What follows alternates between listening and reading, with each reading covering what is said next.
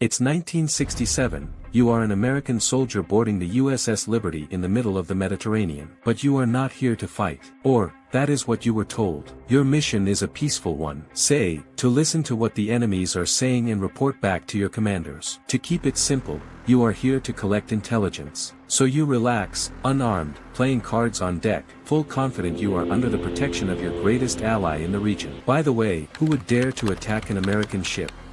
But without a warning, the Liberty is struck by multiple blows from 2 jet fighters. And that is not all. 20 minutes later, 3 torpedo boats attacked the ship from different directions. The attack left 34 dead and 170 wounded.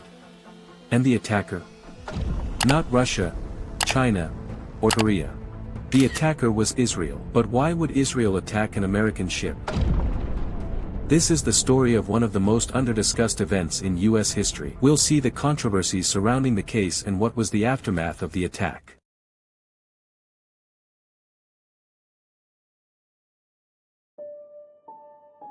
It all started on June 5, 1967, when the Israeli Air Force launched Operation Focus on what came to be known as the Six-Day War.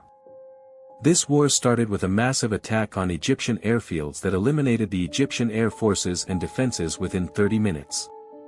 At nearly the same time, the Israel Defense Forces moved on the ground into the Sinai Peninsula, completing their conquest of the territory within 3 days.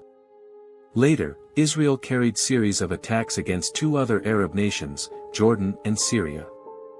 And in days, Israel has conquered the Gaza Strip, the West Bank, East Jerusalem, the Sinai Peninsula, and the Golan Heights.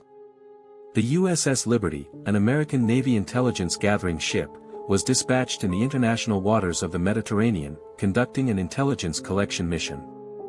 The Liberty was not a combat vessel. It was a spying vessel, carrying out secretive operations across the region. On board, it was packed with 293 men, most of whom were trained not to fight, but to listen. And commanding them was Commander William L. McGonigal. While operating off the north coast of the Sinai Peninsula on the afternoon of June 8, the Liberty was attacked with multiple strafing runs by 2 Israeli jet fighters. But the Liberty was well marked as an American vessel, hanging an American flag. It was hard to mistake it even from afar. Right after the hit, the ship attempted to radio for assistance, but the Israeli aircraft blocked the transmissions. But after trying and failing, the ship was able to make contact with the U.S. carrier, the Saratoga. Minutes later, 12 fighter jets and 4 tanker planes were dispatched to defend the Liberty. But words travel quickly than fighter jets. And when the words of their deployment reached Washington, the Secretary of Defense at the time, Robert McNamara, ordered them recalled to the carrier. They never reached the Liberty. To this day, the reason for the recall is another mystery surrounding this case. The initial air raid against the Liberty was over. 20 members of Liberty's crew were killed instantly. And of the 293 U.S. personnel on board the ship, 34 were killed and another 170 were wounded. And while it seemed like it was over, the Liberty was suddenly attacked by Israeli torpedo boats, which launched torpedoes and fired artillery at the ship. Under the command of its wounded commander McGonigal, the Liberty managed to avert 4 torpedoes, but one struck the ship at the waterline. Heavily damaged, the ship launched 3 lifeboats, but these were also attacked, which is a serious violation of international law. A short time after the air attack had been completed, the 3 torpedo boats approached us from our starboard quarter at high speed, and in an apparent torpedo launch act. Failing to sink the Liberty, which displaced 10,000 tons, the Israelis finally realized the vessel was American. They desisted, saying it was a mistake. Shortly after, an Israeli helicopter arrived at the scene and asked to offer some help, which was turned down. The men felt unsafe, suspicious, and asked them to go away. After some time, the American Navy ships started to arrive. They offered first aid to the crew and the plan to pull the ship to Europe started. After 6 days, USS Liberty had arrived in Malta. Israel later apologized for the mistake. They contacted the American embassy in Tel Aviv and offered $6.9 million in compensation. They said that they had mistaken the Liberty for an Egyptian ship.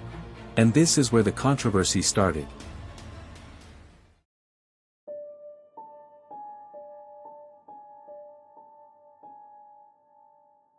They were sophisticated, almost as sophisticated as we were as far as surveillance and technology. They had everything. We supplied them with all the technology. They had an American flag flying the standard. You could see it for miles. I don't want to ever see anything like that again. To this day. And I felt that we were in great shape because they knew who we were. They're our friends. We felt safe. Actually, it was a secure feeling to see them. They were slowly lumbering over our ship, and we were waving at them, they were waving at us. They were jamming both our distress frequencies and our tactical frequencies. The tactical frequencies is all right, but the international distress frequencies is a violation of international law to jam them, and the Israelis were jamming them. Here's the question I have to ask. Who would know the frequencies other than an ally? For years, many U.S. officials believed that the attack was deliberate, staged to conceal Israel's pending seizure of Syria's Golan Heights, which occurred the next day. The ship's listening devices would likely have overheard Israeli military communications planning this controversial operation. And this is why they had to be eliminated. One cannot imagine the horror the crew went through, nor their anger that the White House called back aircraft to their aid. President Johnson reportedly said, during the call of rescue planes, that he didn't care if the ship sank.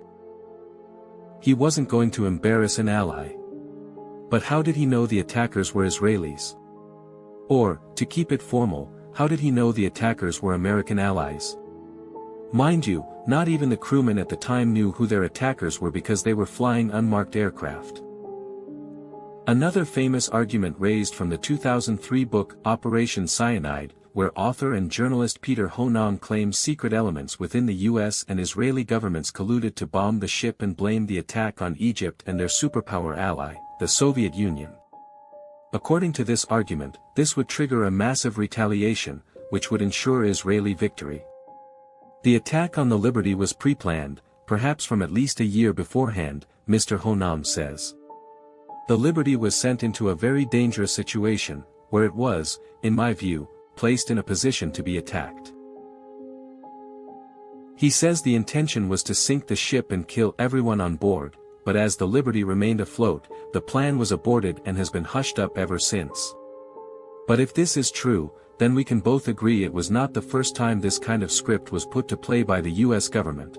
In the early 1960s, the chairman of the Joint Chiefs of Staff, L.O. Lemonster, concocted a plan for false flag operations as a pretext to invade Cuba and for war with the Soviet Union. In Operation Northwoods, they planned to hijack jets by remote control, crash them, and blame the attack on Cuba. And it's even darker and darker more than you can imagine. One scenario mentioned was the destruction of a U.S. naval vessel that was to be blamed on a foreign power as a pretext for war with any enemy they picked. Another shocking argument of a government cover-up was raised by the retired U.S. Navy lawyer Captain Ward Boston, counsel to the Navy Court of Inquiry into the incident conducted just days after the event. Captain Boston said the court's original findings, which he signed, were changed afterwards by government lawyers. He even go further, claiming the president of the court told him he was ordered by U.S. President Lyndon Johnson and Defense Secretary Robert McNamara to conclude the attack was a case of mistaken identity. But why would the president give up his own people? Why did the government did this to American soldiers? There are those who still believe President Lyndon Johnson was threatened by the Israel lobby, that they would tarnish his political career and force him to turn blind eye on this incident. But the bigger picture here is, the United States wanted to use Israel to sink the Liberty. Then put the blame to Egypt and her Arab counterparts. This would give the United States a step in the ongoing conflict. And this move was not due to the fact that the United States is just a chaotic peaceful country. No, this was a geopolitical move. You see, at the time of the Six-Day War, the United States was supporting Israel. And the Soviet Union was supporting Egypt, Jordan and Syria. With Egypt taking the blame for sinking the Liberty, the United States would now attack Egypt, Jordan and Syria, seizing control over the Middle East and stopping the spread of communism. So yes, for this big picture, 37 American soldiers were killed. But there could be another reason that you and me will never know. But as for my investigation, the Liberty accident was no accident at all. This was a dirty play by both the United States and the Israeli government. And as expected, to hush the noise. The Liberty was awarded lots of medals. Colonel McGonigal was awarded for his professionalism and some bullshit. Yes, we know all these awards are bullshit. There are also rumors of silencing the survivors of ships. Some said they were given death threats. But others went on to give their thoughts on interviews. All in all, whatever happened that day before the attack, both America and Israel have officially agreed that the incident was accidental. Israel insists it mistook the Liberty for a hostile Egyptian ship, an argument that has been supported by numerous United States officials over time. Thanks for watching.